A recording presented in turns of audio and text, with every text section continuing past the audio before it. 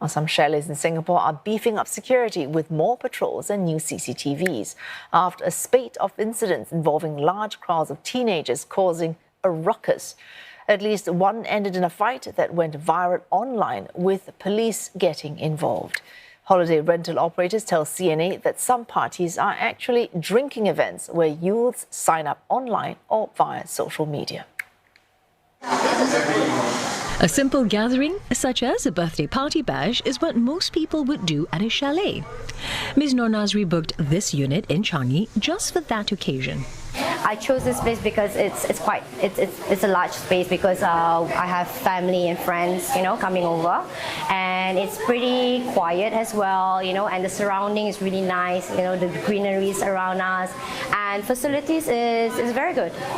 These chalets are typically close to the beach, away from the buzz of city life.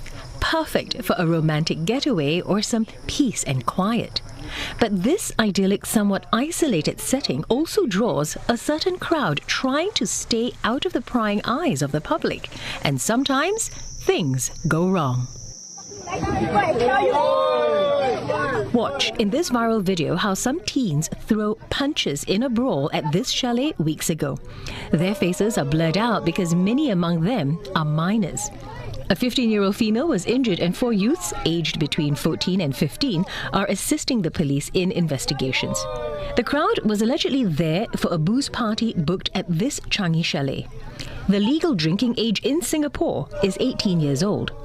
Although the fight happened just outside its premises, the management is not taking any chances. At present, the CCTV is recorded CCTV, but we are going to upgrade to live recording and also infrared, so that they can see at night. With immediate effect, we are going to introduce the clocking patrol from 4 to 6. And these additional clocking patrols will be done after silent hour. Not an easy task, especially when there are 70 units spread out over a site the size about 3 football fields. Okay, now I'm doing the clocking, point number 24. After done this clocking, a point straight away 2 in our system. We see any incident happen in front of us, okay, we try to control the crowd, okay, if that thing is beyond our control, let's say someone is injured or whatever, straight away we call police and SCDF ambulance.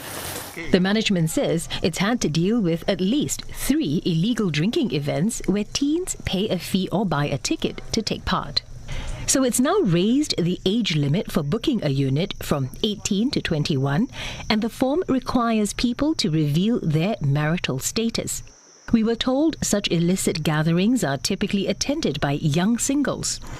Elsewhere, this chalet along the northern coast tells us that the party in Changi nearly took place here on its grounds, if not for a tip-off from a parent. His email to management alleged that 2 chalet units had been booked for an underage drinking party. And, ironically, the organisers claimed they had proper licenses. But what was more intriguing were the attached screenshots. These showed Telegram messaging groups and Google forms supposedly used by teens to sign up for booze parties. This much online coordination means it's been a cat-and-mouse game. Weeks after the previous fight at Changi, about 100 youths turned up in this rowdy fracas at this chalet close to midnight. Many apparently didn't know the 19-year-old who booked the unit and gate-crashed the party. Police were called in by the chalet after the mob refused to leave. Grounds rules only allow 10 people after 10:30 p.m. We've been looking to install more CCTVs. Currently it covers the entrances, exits and the grounds, but we're looking at installing more CCTVs that face the chalets. So in this case, it'll be easier for my staff to monitor, and we have more record of who's coming in and out. Now that school's out, the management says it's gotten a police reminder to keep a lookout for more cases of underage drinking. But not all teens are like that. We asked some what they thought of these incidents. They're all very young. It's quite shocking that they are so young. Then they are doing that kind of thing.